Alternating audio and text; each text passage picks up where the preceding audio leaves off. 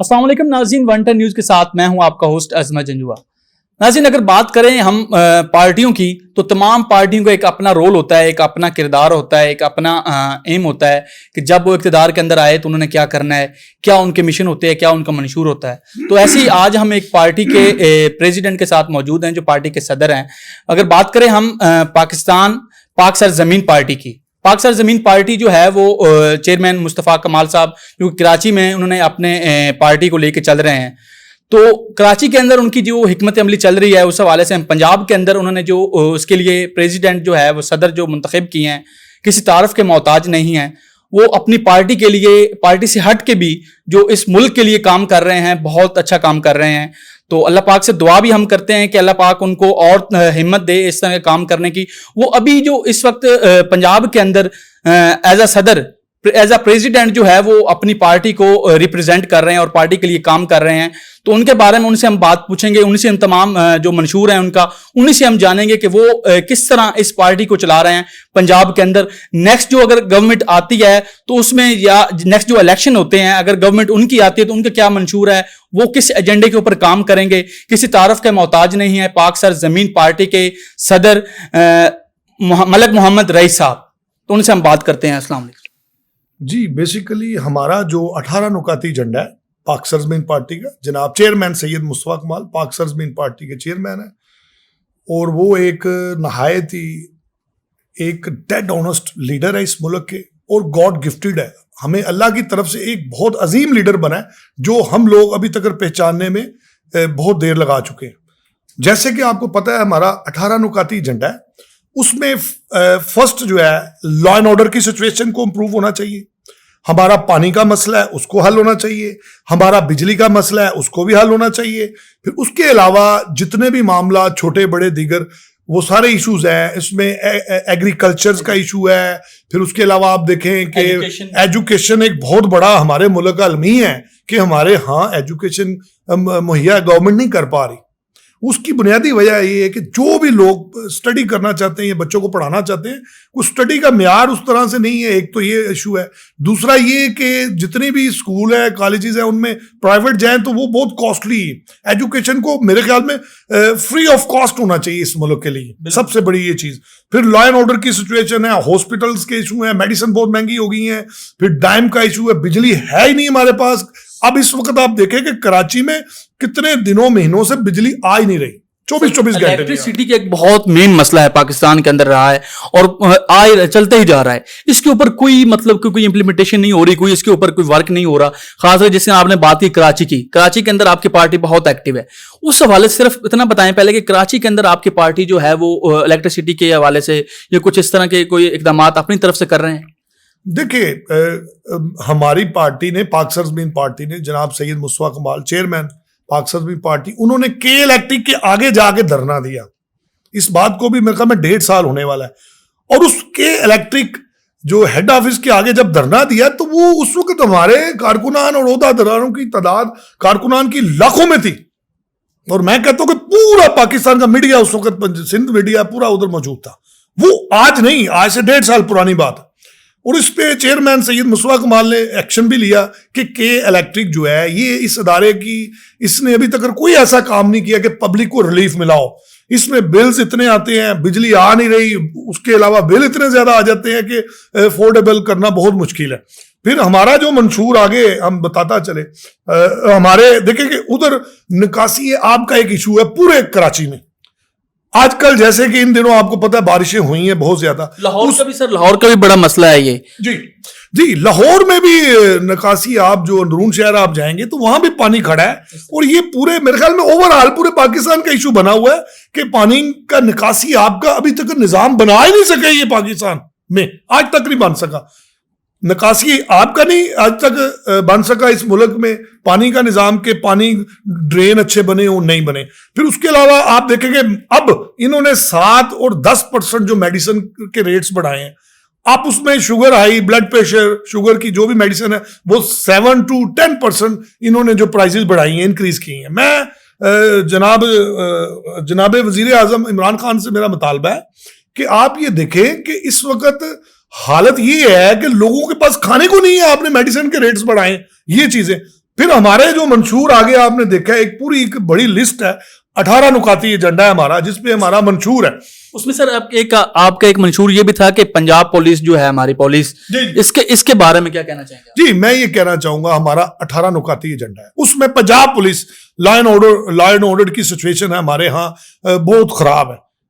Snatching Karachi में इतनी है, पूरे कराची में आप देखें कि शरीफ आदमी बाहर नहीं निकल सकता। नून लीग के जो थे कायद वजीर आजम, उन्होंने जो मियां मोहम्मद नवाज शरीफ साहब, उनके दौर में थोड़ा सा कंट्रोल हुआ, कुछ अरसा साल 2 साल में थोड़ा जरा उसमें आसानी थी मेरे सिंध कराची में खासकर। अब फिर मियां जनाब मोहतरम जो इमरान खान साहब इलेक्टेड प्राइम मिनिस्टर अपने आप को कहते हैं, अब इनके दौर में अब फिर वही जूं के तू वो पुराने हालात बन गए एमक्यू वाले दौर के। तो आप में ये मुतालबे हैं हमारे 18 नुकाती एजेंडा है, उस पर हमने सिंध प्रेस क्लब के बाहर हमने उस पर एक धरना दिया 3 दिन। उस धरने में ये था कि हमारे 18 नुकाती एजेंडे पूरे किए जाए, ठीक है ना। ये इलेक्शनों से पहले की बात है, जबकि नून लीग पावर में थी। तो अब हमारे 18 नुकाती एजेंडा है, उसमें बहुत सारे मामलात है कि वो मेरी ख्वाहिश है कि ये गवर्नमेंट को भी चाहिए उस पर नजरसानी करे। वो 18 नुकाती एजेंडा हमारे इस कौम के लिए, वो खाली पाक सरजमीन पार्टी का नहीं, वो एजेंडा हमारे जो भी इलेक्टेड वजीर आजम आए उसको उस एजेंडे पे चलना चाहिए। मतलब कि आप कहने का मतलब है कि हमारी जो आवाम है उसके लिए जो मुश्किलात हैं या हमारे मुल्क की जो मौजूदा सूरत हाल है उसको देखते हुए जो आपके एजेंडे चल रहे हैं, जो मंशूर चल रहा है। अच्छा सर, आपने बात की कि पानी का बड़ा मसला है, और इस वक्त जो पानी का वाकई बड़ा मसला है, एक तो निकासी आपका आपने बताया, उसके बाद डैम जो है हमारे मुल्क में जो है, डैम का जो बहुत बड़ा जो है लेक है, तो इसके बारे में क्या कहना चाहेंगे आप? देखिए, आपको मैं छोटी सी बात बताता हूँ। चाइना एक दुनिया की सुपर पावर बन गई है, उसके आगे अमेरिका भी घुटने टेकने पे मजबूर है। चाइना में इस वक्त 5000 डैम बन चुके हैं। आज की 2020 हो गया, 2020 जा रहा है। आप उसमें चेक करें, एनालिसिस करें, चाइना में 5000 डैम है और हमारे पास ये तीसरा डैम अभी वजीर आजम ने इफ्तिताह किया बेचारे ने। तो मैं ये कहता हूं इलेक्टेड वजीर आजम, मैं तो इसको सिलेक्टेड वजीर आजम कहूंगा, जनाब इमरान खान सिलेक्टेड इस तरह से कि अगर ये इलेक्टेड होते तो अब तक पब्लिक इनके साथ होती। अब आप रोड पे चले जाएं, रोड इंटरव्यूज करें, लोगों के पूछें, आप रोड इंटरव्यूज करेंगे उसमें 95% लोग जो है ना इस गवर्नमेंट को बुरा कहेंगे। वो इसलिए कि ये गवर्नमेंट जो भी जब की आई है, इस गवर्नमेंट के आने से आप देखें आटा अवेलेबल नहीं है, चीनी अवेलेबल नहीं है, बिजली अवेलेबल नहीं है, पानी अवेलेबल नहीं है, सुई गैस अवेलेबल नहीं है, पेट्रोल अवेलेबल नहीं है। हर वो चीज जो जिंदगी की जरूरियात की चीजें वो अवेलेबल नहीं है इस गवर्नमेंट में। तो लिहाजा इससे क्या जाहिर होता है? इससे ये जाहिर होता है कि ये गवर्नमेंट फेल हो चुकी है। बिल्कुल, इस बात पे मैं ये कहना चाहूंगा, अगर ये गवर्नमेंट में इतनी एबिलिटी होती तो आज जो पब्लिक एनालिसिस आप निकाले, बाहर रोड पे जाके पब्लिक एनालिसिस ये निकाले कि उसमें देखें कि जितने भी लोग हैं, हमारी पब्लिक अवाम है, वो इस गवर्नमेंट से खुश नहीं है।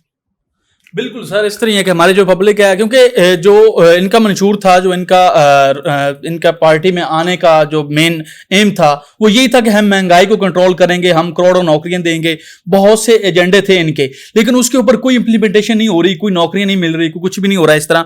तो सबसे बड़ा मसला जो है ना अभी सर हमारा महंगाई का है। जो गरीब है बेचारा वो तो गरीब तर गरीब हो गया है। तो उसके बारे में, क्योंकि आपके एजेंडे के अंदर भी ये महंगाई का जो है वो एक आपका ये भी एजेंडा है, मंशूर है एक आपका, तो महंगाई के ऊपर आप क्या कहना चाहेंगे?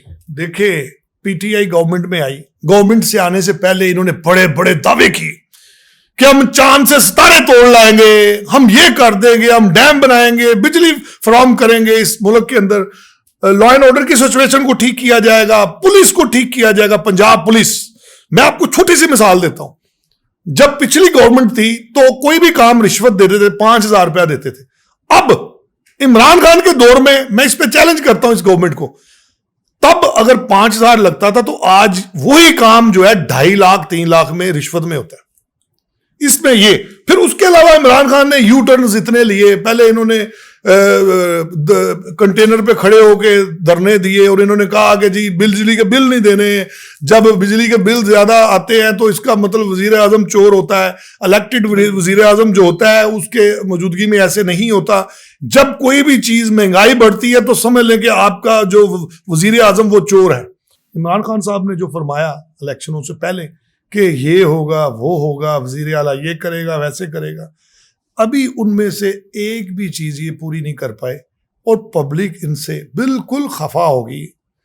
और वो पब्लिक जिन्होंने इनको सपोर्ट किया, जिन्होंने इनको वोट दिए, वो अब इनके साथ खड़े नहीं है। इस बात पे मैं इमरान खान को चैलेंज करता हूं, अगर उनको यकीन नहीं है तो वो दोबारा जनरल इलेक्शन करवा के देख ले, किसी ने इनको पूछना भी नहीं है। ये आप ज़हन में ना रखें कि अब दोबारा गवर्नमेंट अगर जनरल इलेक्शन होते हैं तो इमरान भाई आएंगे। नहीं नहीं नहीं नहीं नहीं, अगर इस वक्त इलेक्शन होते हैं तो इमरान खान इस मुल्क की 5वीं 6ठी जमात बनेगी। ये आप ज़हन में रखें। उसकी क्या वजह? अभी कोई मतलब दोबारा जो है इक़्तिदार में नहीं आएंगे, मुश्किल है। इस वक्त अगर ऑन दिस स्पॉट अगर हम जनरल इलेक्शन करवाते हैं, जो हालात हैं 2 सालों में 2.5 सालों में, अभी जो मुझे हालात नजर आ रहे हैं 2 साल से प्लस हो गया मेरे ख्याल में इनकी गवर्नमेंट को आए हुए, अभी तक तो गवर्नमेंट से कोई भी सेटिस्फाई नहीं है, इनके अपने लोग भी नहीं। सीएम की सर बात कर रहे हैं हम, क्योंकि पार्टी जो है पाकिस्तान तहरीक इंसाफ, इसकी पार्टी के जो लोग हैं वो भी खिलाफ हो चुके हैं सीएम पंजाब जो है उस्मान बुज़दार साहब से। जी, जैसे कि आपको पता है कि उस्मान बुज़दार को हटाने में इनके पार्टी के अपने लोग मुलव्वस हैं। वो खुद चाह रहे हैं, बहुत सारी शख्सियात, मैं नाम नहीं लेना चाहूंगा, बहुत सारे ऐसे लोग हैं जो उस्मान बुज़दार को हटाने में लगे हुए हैं। तो मेरी ये ख्वाहिश है, इनको हटाने से पीटीआई की कारकर्दगी बेहतर नहीं होगी। अगर उस्मान बुज़दार हटता है तो मेरे ख्याल में जो इनकी पोजीशन है ज्यादा खराब हो जाएगी, पहले से भी ज्यादा। नंबर 1। नंबर 2, अब इनकी हम जो इन्होंने कारकर्दगी दिखाई है पीटीआई ने इन 2 सालों में, मैं उस पर आता हूं फ्रंट पे। देखिए कि 2 साल में जो इनकी अपनी वोट लेके ये पार्टी कहती है हम बड़े बिल्कुल रियल जो एक वोट हुए हैं उसके प्रोसेस से आए। मैं तो इस चीज को नहीं मानता, हमारे भी साथ धांधली हुई, बड़ा कुछ हुआ, मैं उस पर नहीं जाता। हम अपने फोकस पे रहते हैं कि जो इश्यूज हैं जो पीटीआई ने गवर्नमेंट ने अब तक किया, मैं उस पर ही बात करूंगा। वो मेन बात ये है कि अगर अब फौरी तौर पे अगर जनरल इलेक्शन होते हैं तो मैं चैलेंज करता हूं इमरान खान को कि पीटीआई पोजीशन पे आ ही नहीं सकती, ये 5वीं 6ठी 10वीं जमात बन जाएगी। ये आज का मेरा चैलेंज है। सर ये बहुत बड़ा चैलेंज आप, ये आज की बड़ी ब्रेकिंग न्यूज बनेगी। अगर इस वक्त ऑन दिस स्पॉट अगर जनरल इलेक्शन होते हैं, to be very honest, PTI बहुत दूर जाएगी, इतनी दूर जाएगी कि इमरान खान सोच भी नहीं सकते। उसकी क्या वजह? वो ये वजह है कि 2 सालों में इनकी डायरेक्शन की समझ ही नहीं लगी। जिन लोगों ने इनको वोट दिए, जिन लोगों ने इनको जताया, जिन तंजीमों ने पावर इस्तेमाल की, जिन्होंने पैसा लगाया, वो लोग कानों को हाथ लगाते हैं। वो कहते हैं कि मलिक साहब हम इतना खफा हैं पीटीआई से कि आप सोच नहीं सकते। उसमें बुनियादी बहुत सारी चीजें वो ये है, मैं उसको शॉर्टली मैं लूंगा, वक्त भी कम है इस वजह से।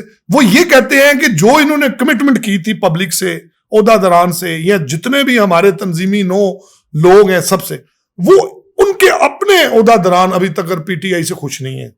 आप देखें कि इस वक्त ये हालात बने हुए हैं कि बहुत सारी पार्टी के अंदर से टूट फूट का शिकार है पीटीआई।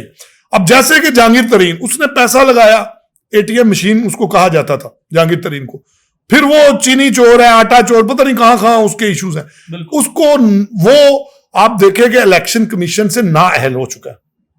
जहांगीर तरीन जो है कि नाअहल इंसान है और उसको पॉलिटिकली कोई फेवर नहीं है। वो इलेक्शन कमीशन ने उसको लिख के दिया है कि वो नाअहल है पॉलिटिकली तौर पर। नंबर 1।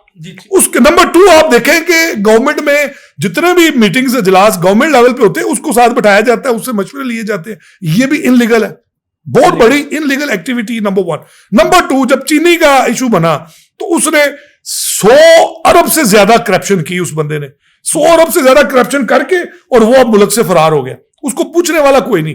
दूसरी बड़ी जमातें, अब मैं ये यहां पे ये भी कहना चाहूंगा कि पीटीआई कहती है कि हम नीट एंड क्लीन है, बहुत धुले हुए हैं।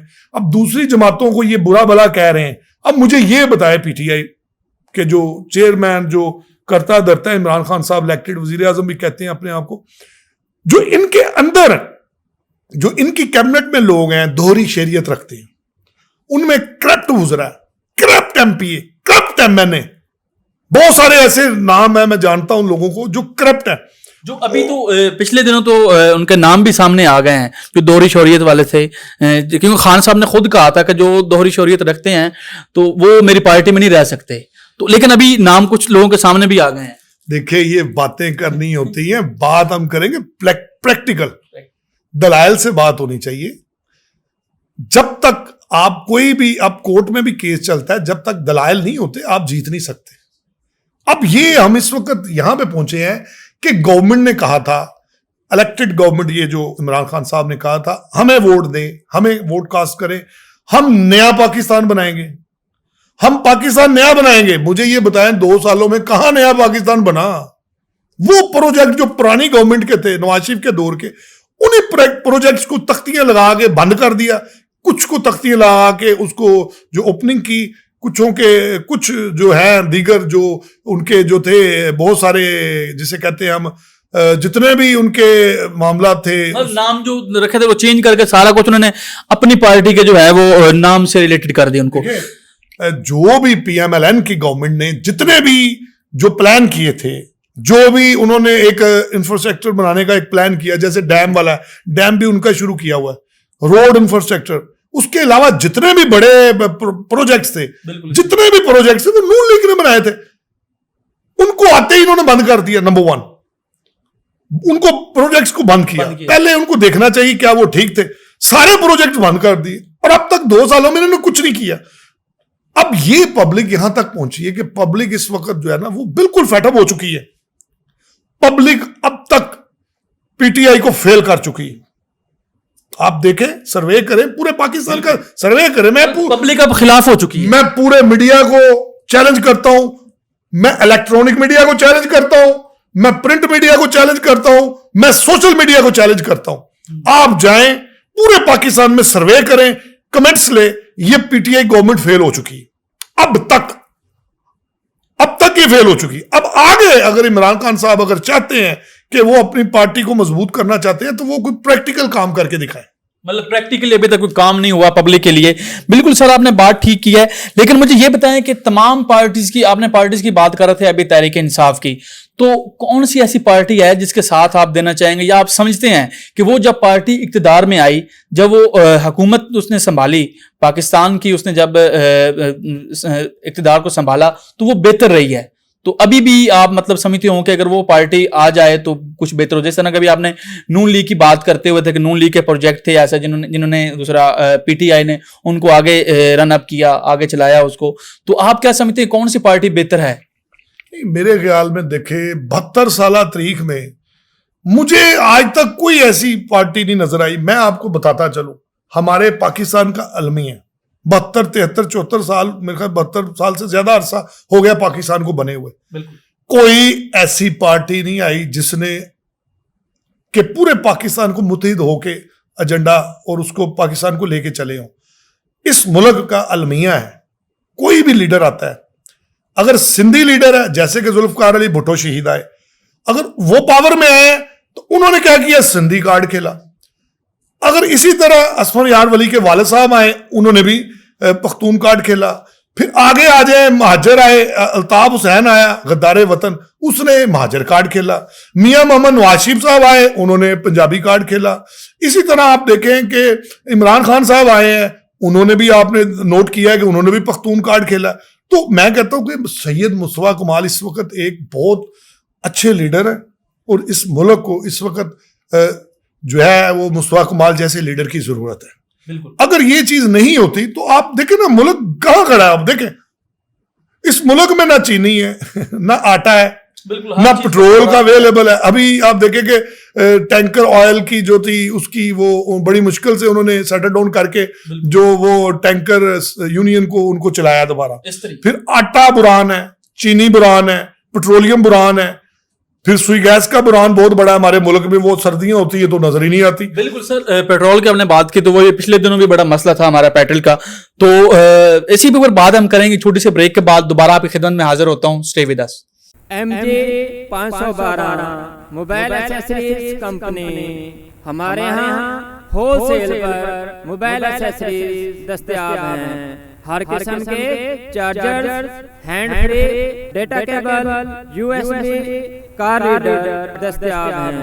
आज ही होलसेल पर ऑर्डर देने के लिए राब्ता करें 0308 6111 782 030797911110। फीमेल होलसेलर राब्ता करने के लिए 0300 1784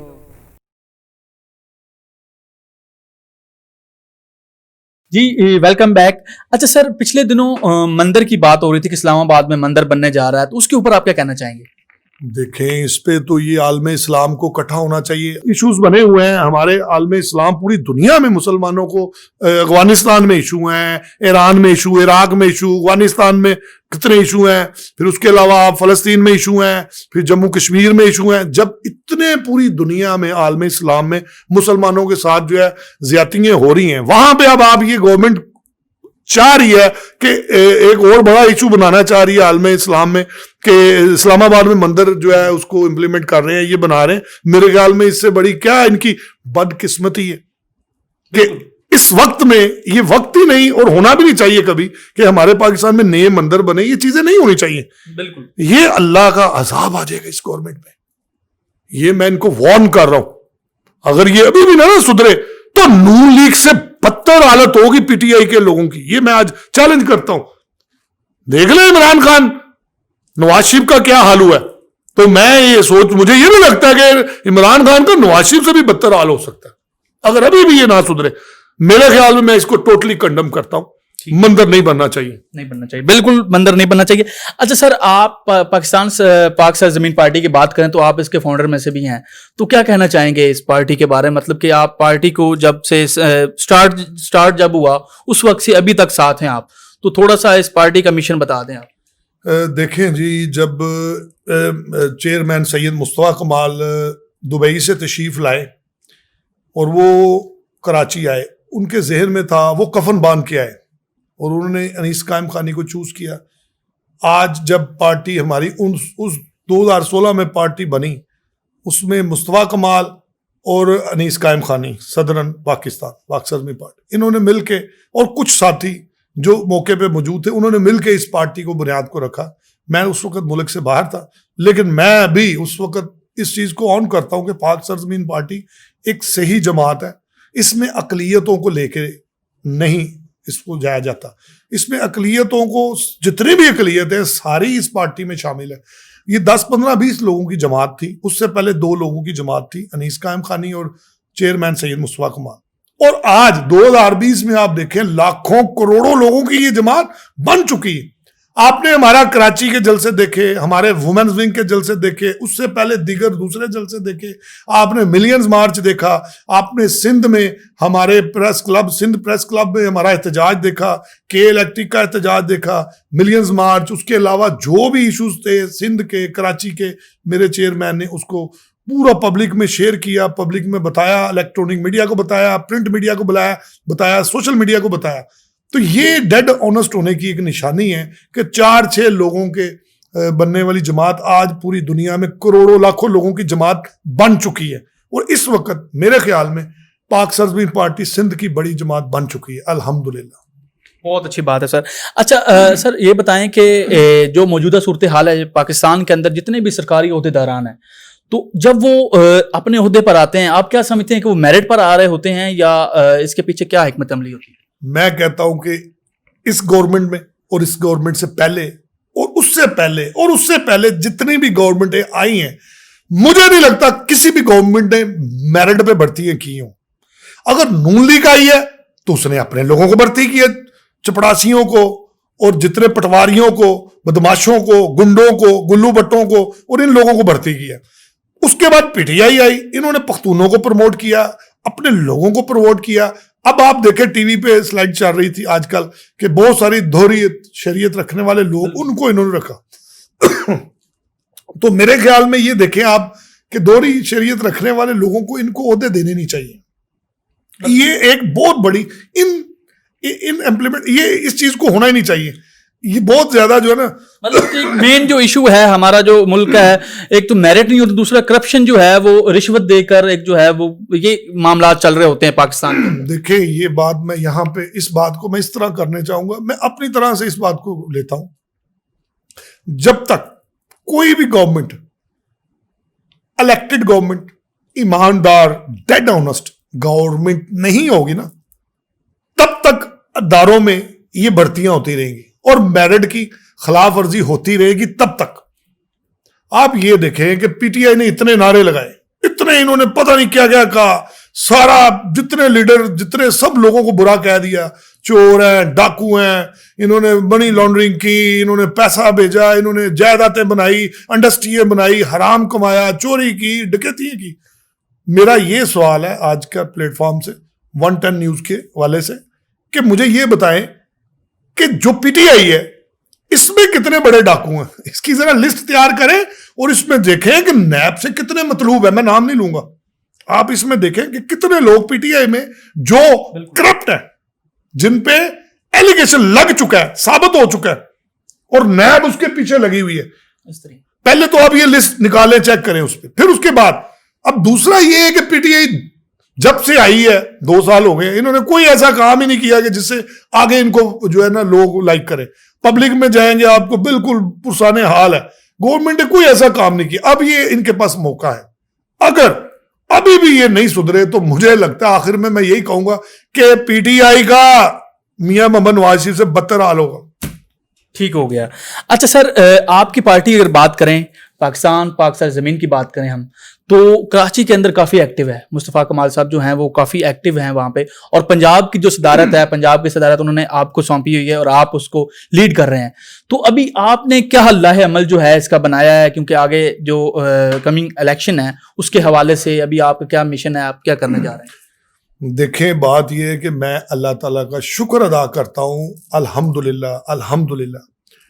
हमने पंजाब में जो मेरी जिम्मेदारी थी, हमने पंजाब में डिस्ट्रिक्ट बनाया, हमने डिवीजन बनाया, हमने पंजाब सेंट्रल पंजाब की बॉडीज बना दी। अब इस वक्त हम खड़े हैं यूसी टाउन, यूसी और टाउन्स हमारे रह चुके हैं बाकी बनने में, बाकी डिस्ट्रिक्ट डिवीजन और सेंट्रल पंजाब, अपर पंजाब और डाउन जितना पंजाब सारा हम कवर कर चुके हैं। अभी सिर्फ हमारा टाउन और यूसी ये हमारे बाकी रह गए। और इंशाल्लाह ताला आप देखेंगे कि 2000 जैसे कि 2020 जा रहा है, अभी 2020 में एंड तक नवंबर दिसंबर तक हम ये भी इंशाल्लाह कंप्लीट कर लेंगे इंशाल्लाह। जबरदस्त, इंशाल्लाह। अच्छा सर, मैं बैक पे देख रहा हूँ कि कुछ काफी गोल्ड मेडल्स जो हैं वो नजर आ रहे हैं, और इनके बारे में थोड़ा बताइएगा कि ये क्या हकीकत है इनके पीछे। बेसिकली मैं जब आउट ऑफ कंट्री गया 90s में, उससे पहले और बहुत पहले 80s में मुझे बहुत शौक था स्पोर्ट्स का, और इसलिए मैं हैवी वेट गोल्ड मेडलिस्ट हूँ, heavy weight power lifter, heavy weight power lifter मैं गोल्ड मेडल हूँ, सिल्वर मेडल हूँ। इसके अलावा I have so money sheets, so money titles ढेरों हैं पड़े हुए। तो बस मैं एक हैवी वेट पावर लिफ्टर भी हूँ। जबरदस्त, माशाल्लाह। अच्छा सर, लास्ट पे हमें ये बताएं कि कोई अपनी तरफ से आप पैगाम देना चाहें, कोई हुकूमत के लिए कोई मशवरा देना चाहें आप, ताकि अगर आप गवर्नमेंट को ये बताएं कि अगर आप इस तरह कर लें तो ये अवाम जो है आपके साथ है। मैं ये चाहता हूँ कि ये गवर्नमेंट 5 साल पूरे करे। मेरी जाती ख्वाहिश है कि इमरान भाई 5 साल पूरे करें, लेकिन कैसे पूरे करें, कहाँ से पूरे करें, कैसे पूरे करें, नजर तो आ नहीं रहा। अब इनके पास एक हल है, हमारा मंशूर है पाक सरजमीन पार्टी का, कोई 18 और 22 नुकाती एजेंडा है हमारा पाक सरजमीन पार्टी। ये उस मंशूर को ये पढ़ें, उस मंशूर पे ये इम्प्लीमेंट कर लें 1 साल। अगर उस मंशूर पे इम्प्लीमेंट कर लें, और मेरे ख्याल में ये पार्टी इसकी इज्जत भी होगी और ये 5 साल अच्छे गुजारेंगे। उसके अलावा ये पार्टी पाक सरजमीन पार्टी हमारी, देखें आप हमें ही देख लें, हमारी 3 साल कुछ अरसा हो गया, हमारी पार्टी को 3 साल से कुछ अरसा गुजर चुका है। हमने पंजाब में कैंडिडेट खड़े किए, हमने सिंध में कैंडिडेट खड़े किए, हमने KPK में कैंडिडेट खड़े किए, हमने बलूचिस्तान में कैंडिडेट खड़े किए, MNAs MPs बहुत सारी जगह आपको हमारे MNA MP पाकिस्तान की पूरे पाकिस्तान सब शहरों में, सब जितने भी सूबे उनमें नज़र आएंगे हमारे कैंडिडेट। तो मेरा इस गवर्नमेंट से ये मेरी ख्वाहिश है, मैं ये चाहता हूँ कि अगर ये समझते हैं कि ये बहुत ऑनेस्ट है, सबसे पहले तो अपनी पार्टी के अंदर, अपनी कैबिनेट में जो गंदे लोग हैं उनको बाहर निकालें, नंबर 1। दूसरा, अपना मंशूर और जो इन्होंने प्लेटफॉर्म बनाया था अपना, इनका ये जो हमारा है, उसको मशावरत करें, उसको देखें, उस पर अपना मंशूर को दुरुस्त करें ताकि ये गवर्नमेंट आगे चले। नहीं तो ये तबाह हो बर्बाद हो चुकी हुई है, अब इसके अंदर गवर्नमेंट के पास कुछ रह ही नहीं गया। जैसे मैंने पहले भी कहा कि आप कमेंट्स लें पब्लिक के, तो वो यही कहेगी हमें नहीं चाहिए। जब आप उनसे पूछेंगे आपने वोट किसको दिया, वो कहेगी हमने तो पीटीआई को दिया वोट। तो मेरे ख्याल में पीटीआई को चाहिए कि सबसे पहले अपनी कैबिनेट के अंदर जो गंदे अंडे हैं उनको बाहर निकाले, उसके अलावा डेड ऑनेस्ट लोगों को जिम्मेदारियां दी जाए पाकिस्तान की। ये पाकिस्तान बहुत प्यारा मुल्क है, इसके 4 सूबे हैं, मेरे ख्याल में छोटा सा मुल्क है ये। इसमें खसूसियात है, पेट्रोल इसमें वाफर है बलूचिस्तान में, फ्यूल्स है इसमें कोयला है, इसमें नमक है, इसमें ग्रेनाइट के पत्थर हैं, इसमें दुनिया का सबसे बड़ा जो ज़ख़ीरा है वो बलूचिस्तान में फ्यूल का, जो 1000 माइल चलता है गाड़ी में।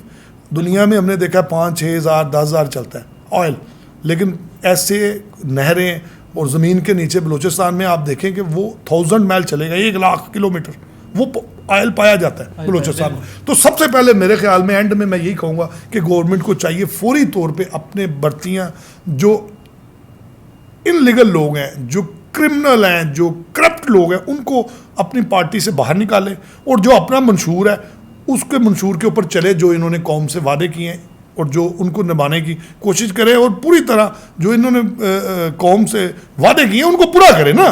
जैसे कि आपने देखा अभी तक इन्होंने कोई वादा पूरा नहीं किया, जिस वजह से इनकी गवर्नमेंट में सारी तब्दीलियां अब महज बातें ही थी जो गवर्नमेंट से आने से पहले देखिए ये सारी बातें थी ना। अब उसको इम्प्लीमेंट दें, उसको प्रैक्टिकल बनाएं, उसको प्रैक्टिकल बनाएं ताकि अवाम इनके साथ खड़ी हो। अगर ये नहीं करते तो ये तबाह बर्बाद हो चुकी है पीटीआई, कोई बंदा इसको वोट देने को तैयार नहीं।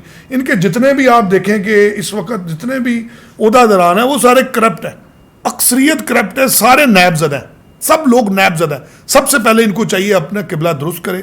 फिर ये बात करते हैं रियासत मदीना, मुझे नहीं नज़र आई रियासत मदीना की तरह।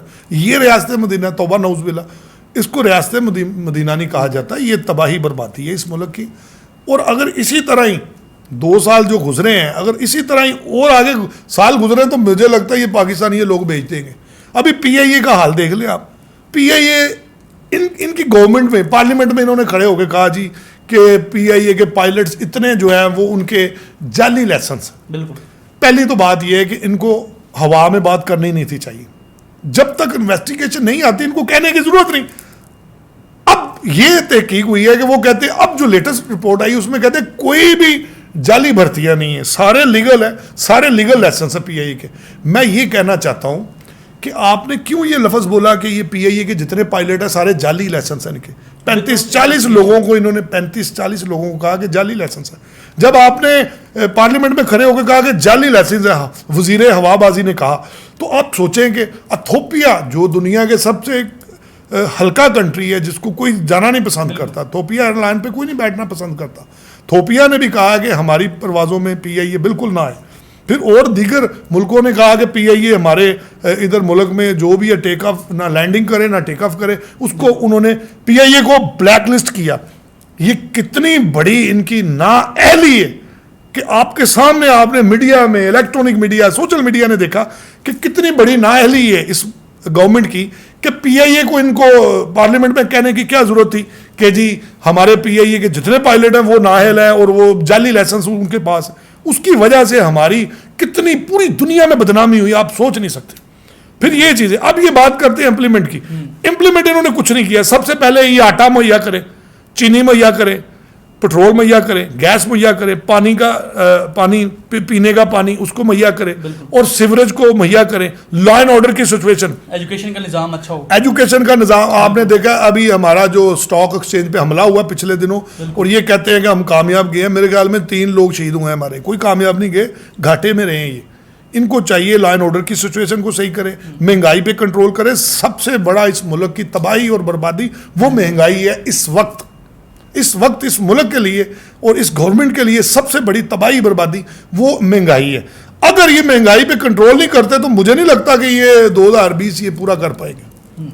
Thank you so much sir, आपने हमें टाइम दिया, बहुत शुक्रिया आपके टाइम देने का। जी मेरी तरफ से बहुत बहुत शुक्रिया, आप आएँ और अल्लाह ताला आपके 110 न्यूज़ को मज़ीद तरक्की दे इंशाल्लाह। बहुत शुक्रिया सर, बहुत शुक्रिया जी। तो नाज़रीन, ये थे हमारे साथ पाक सर ज़मीन पार्टी के सेंट्रल पंजाब के सदर मलक मोहम्मद रईस साहब, जो कि अपनी पार्टी का मंशूर बता रहा था, जिसमें उन्होंने बताया कि लॉ एंड ऑर्डर की सिचुएशन जो है, पंजाब पुलिस जो है हमारी, उसके लिए उन्होंने क्या प्लानिंग तैयार की हुई है और मौजूदा जो सूरत हाल चल रही है उसके ऊपर उन्होंने बात की। एजुकेशन का बहुत बड़ा मसला है और वाकई बहुत बड़ा मसला है हमारी हुकूमत के लिए, तो इसके ऊपर उन्होंने बात की क्योंकि ये उन्होंने जो अपने एजेंडा बताया, अपने मंशूर जो बताए, और बहुत ज़बरदस्त मंशूर हैं उनके, जो कि उनका 18 नुकाती एजेंडा है जिसके ऊपर वो काम कर रहे हैं और बहुत अच्छे तरीके से वर्क कर रहे हैं। अभी उनकी जो पार्टी जो है मुस्तफ़ा कमाल साहब, उनकी सरपरस्ती कराची के अंदर जो वर्क कर रही है, इस वक्त जो पंजाब के अंदर उनका सेटअप शुरू हो रहा है, उसके हवाले से उन्होंने बताया कि अभी हम पंजाब के अंदर कौन सी हिकमत अमली करने जा रहे हैं, तो तमाम सिचुएशन उन्होंने बताई। और उसके बाद उन्होंने गवर्नमेंट को तनकीद उस हवाले से किया क्योंकि हमारी जो मौजूदा गवर्नमेंट है, उन्होंने जब पार्टी के अंदर आने के लिए, जब इक़्तिदार के अंदर आने से पहले उन्होंने जो वादे किए थे कि हम महंगाई को कंट्रोल करेंगे, हम करोड़ों नौकरियां देंगे, बहरहाल उसके लिए वो महज बातें थी, हुआ कुछ नहीं है। लेकिन अब जो अवाम है, जो वोटर था पीटीआई का, वो भी पीटीआई से तंग आ चुका है। अगर अभी मौजूदा इलेक्शन करवा लिया जाए तो उनका कहना था कि गवर्नमेंट जो है वो फ्लॉप हो जाएगी। तो बहरहाल हमारी दुआ है कि इस गवर्नमेंट को जो है अल्लाह पाक जो है वो कुछ इस तरह का कोई अल्लाह दीन का चिराग जो है वो दे, ताकि हमारी जो आवाम है वो परेशान ना हो। इसी के साथ अपने मेज़बान अज़मत जंजुआ को दीजिए इजाज़त। अल्लाह हाफ़िज़।